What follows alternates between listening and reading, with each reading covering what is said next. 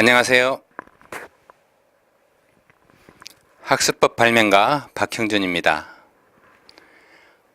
오늘 여러분께 드리고자 하는 말씀은 한자 어떻게 할 것인가, 여기에 대해서 말씀드리고자 합니다. 24년 전이었는데 제가 우연히 아들의 한자 노트를 보게 되었습니다. 노트 한 페이지에 한자를 100번씩 썼는데 물어보니까 한자를 몰라요. 그래서 그때부터 한자 학습법을 연구하게 되었습니다. 우리가 한자를 꼭 알아야 될까? 한자 몰라도 우리 살아가는데 지장이 없잖아. 이런 생각을 하는 경우도 있습니다. 도대체 한자가 우리 국어에서, 우리말에 도대체 무엇일까요? 사전을 보면은 낱말 뒤에 괄호 안에 한자가 들어있는 게 있습니다. 그것이 바로 한자어죠. 우리말의 70%를 차지한다는 한자어가 그것입니다.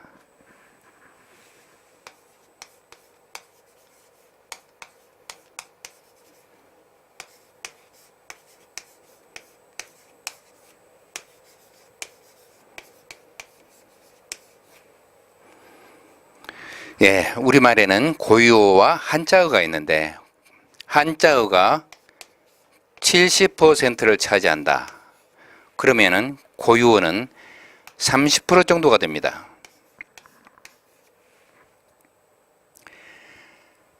고유어가 우리말에서 친자식,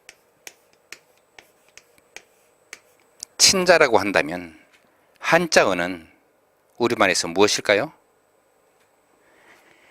양자와 같습니다.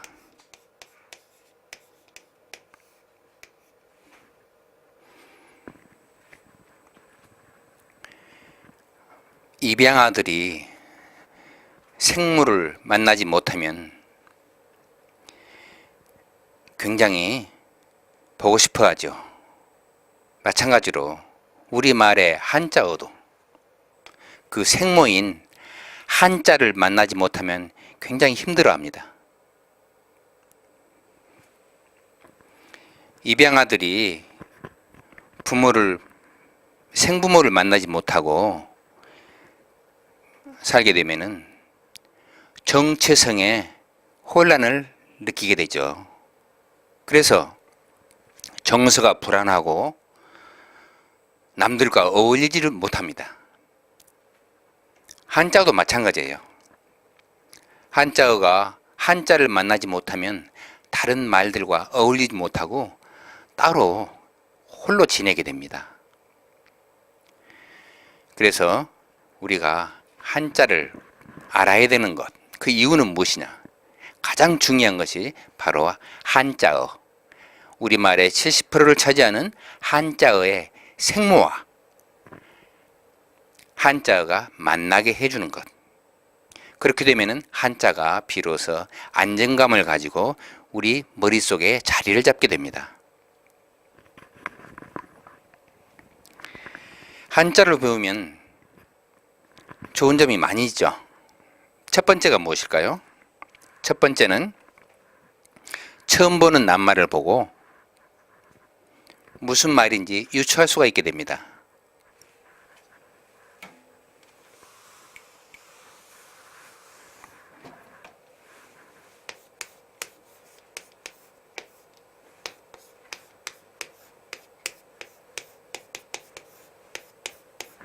저상버스, 그냥 한자가 없으면 무슨 뜻인지 알 수가 없죠. 낮을 저자, 바닥 상자, 마룻바닥이 낮은 버스, 또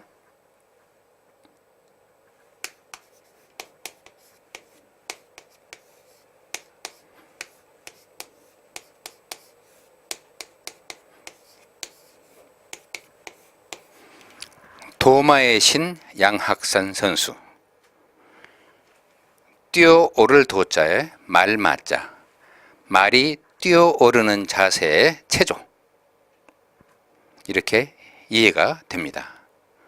두 번째로 한자를 알게 되면 동음 이의어, 그것을 우리가 쉽게 식별할 수가 있게 됩니다.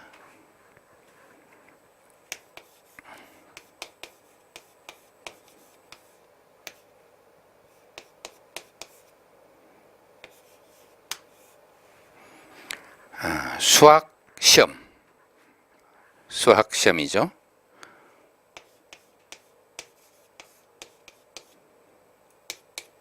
수학 여행,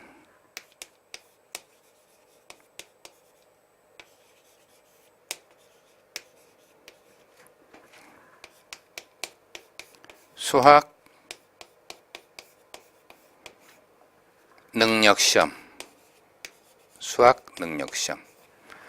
발음은 똑같지만은 뜻은 전혀 다르죠.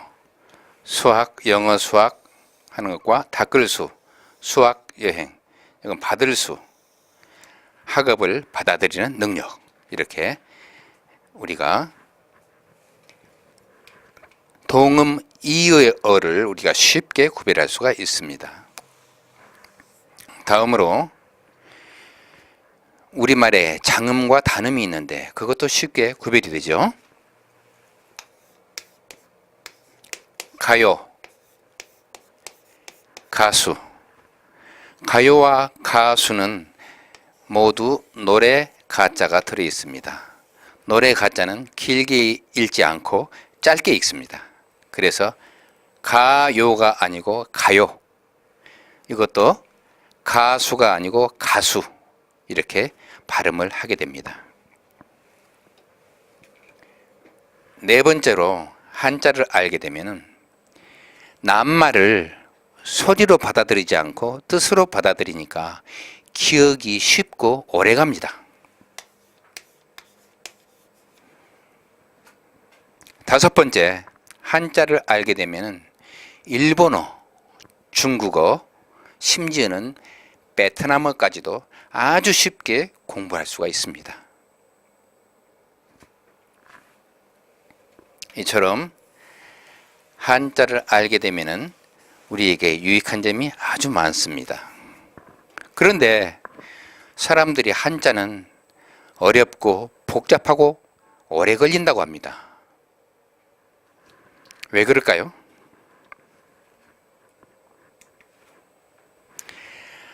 한자 학습에 세 가지 장애물이 있습니다. 첫 번째가 급수 시험입니다. 여기에 급수 한자를 모아놓았습니다. 다섯 묶음으로 했는데 이 한자들이 몇 급에 속한다고 생각하세요? 지금 4급부터 8급까지인데 이것이 8급, 이것이 7급, 이것이 6급, 이것이 5급, 이것이 4급. 점점 한자가 복잡하고 어려워지죠? 이렇게 돼 있을 것 같은데 실제로는 반대로 돼 있습니다. 맨 위에 게 4급, 다음이 5급, 6급, 7급, 8급입니다. 이처럼 간단하고 기본적인 한자는 높은 급수에 있고 어렵고 복잡한 것은 오히려 낮은 급수에 있습니다. 그래서 한자가 잘못 배정된 것이죠. 급수에 따라서 공부하게 되면 한자가 어려운 것은 바로 이 때문입니다. 한자를 공부할 때는 급수를 무시하고 가장 기본적인 한자부터 공부하는 것이 옳습니다. 그리고 이 복잡한 한자들 보면은 모두 간단한 한자들이 합해져서 된 것이죠. 예컨대 여기 교자가 있습니다. 교자는 나무목과 사길교자, 나무목을 알고 사길교를 알게 되면 학교 교자는 아주 쉽게 또는 저절로 알 수가 있습니다.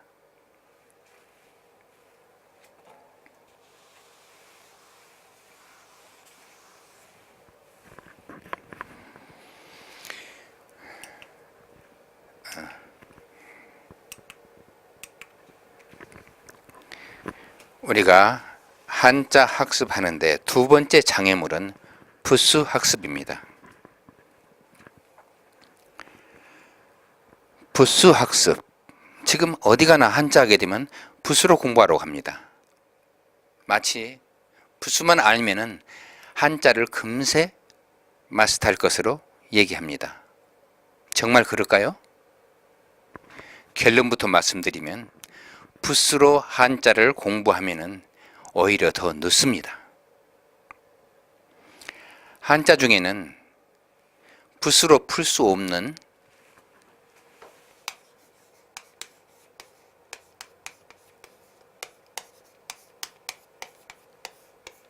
형성문자가 대부분을 차지합니다.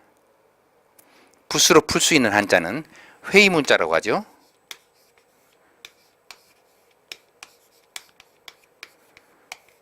회의문자는 20% 정도, 심지어는 한자가 많아지게 되면 15% 정도밖에 되지 않습니다. 그것도 한자의 뜻만 알 수가 있지 소리는 알 수가 없어요. 그리고 뜻을 알아도 그 뜻이 너무 황당해서 우리가 잘 납득이 되지 않습니다. 왜 그러냐면 한자를 만들 당시에 그 생활과 생활 풍습 또 사람들의 사고방식이 지금과는 너무 차이가 나기 때문입니다. 그래서 한자 중에는 회의문자 보면은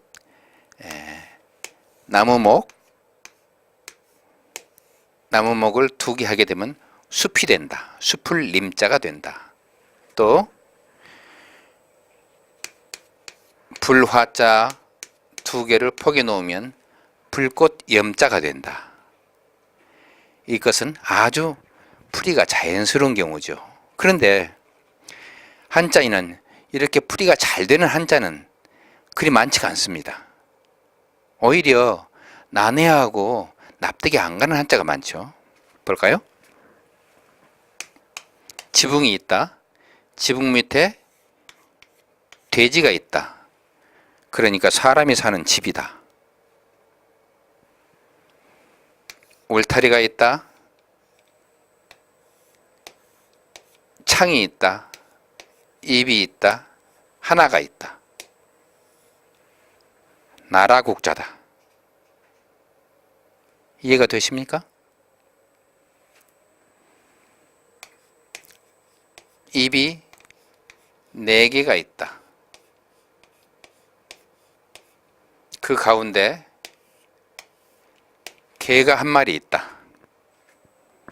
무슨 글자가 될까요? 그런데 이것이 그릇 기자라는 것입니다. 그 당시에는 만든 사람 생각에는 그만한 이유가 있었겠지만 지금 우리 시각에서, 우리 생각에서, 우리 사회에서는 납득이 되지 않는 글자라고 할 수 있죠. 그렇게 한자를 공부하게 되면 머리만 아프고 복잡해서 오히려 한자를 바로 외우는 것만 못합니다. 예컨대 영어에서 바이시클이 있죠. 바이는 둘, 사이클은 동그라미, 동그라미가 2개니까 바퀴가 2개니까 자전거다. 이렇게 외우는 방법도 있습니다. 그렇지만은 그냥 바이시클 자전거, 바이시클 자전거 이렇게 외우는 것이 훨씬 간단하고 쉽습니다. 한자도 마찬가지입니다. 붓으로 복잡하게 푸는 것보다 바로 이것은 사람 인자다. 이것은 발족이다. 이것은 고처다. 그냥 암기하는 것이 더 빠릅니다. 그래서 붓수를 하게 되면은 항상 공부가 어려워지고 한자에 흥미를 잃게 됩니다. 부수는 알아도 별 도움이 안 되고 몰라도 별 지장이 없습니다.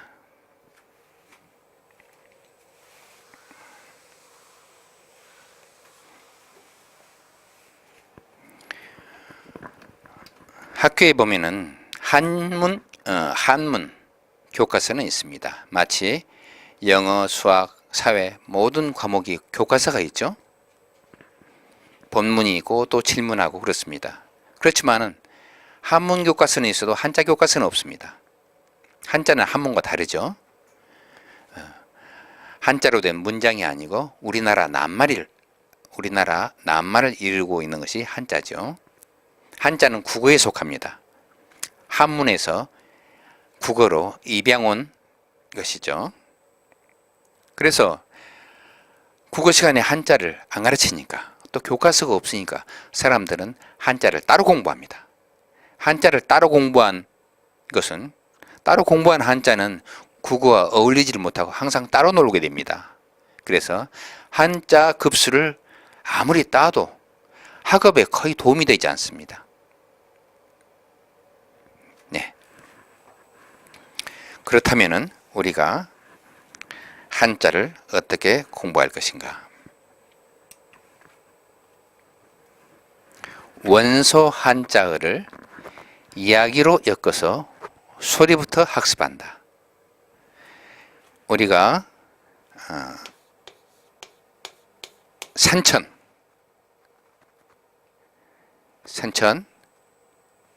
또 수력, 인어,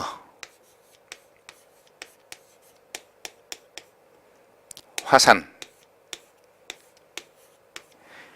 이렇게 간단하고 쉬운 글자들, 이런 것들이 원소 한자어죠. 원소 한자로 이루어진 낱말들. 구슬이 서말이라도 꿰어야 보배라, 이런 속담이 있습니다. 이 원소 한자어들을 꿰어서 이야기로 엮어 놓으면 보배가 되지 않겠습니까? 네, 원소 한자를 이야기로 엮어서 소리부터 학습한다. 우리가 보통 한자 할 때 이것은 매산, 내천, 뜻과 뜻을 먼저 배우는데 한자에서는 더 하기 힘든 게 음입니다. 뜻은 모양 보고 연상이 날 수 있지만 소리는 그렇지 않습니다. 그래서 이것을 함께 매산, 내천 외우게 되면 효과가 없습니다. 굉장히 혼동이 되죠. 그래서 항상 음만 먼저 외운다.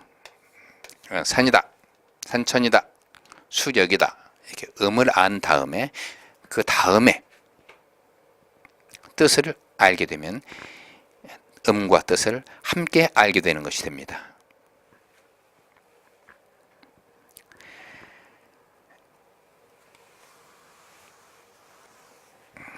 이렇게 공부하는 것이 정말 재미있고 효과 있겠다, 이렇게 하게 되면 정말 쉽고 즐겁고 빠르겠다, 이렇게 생각이 드시면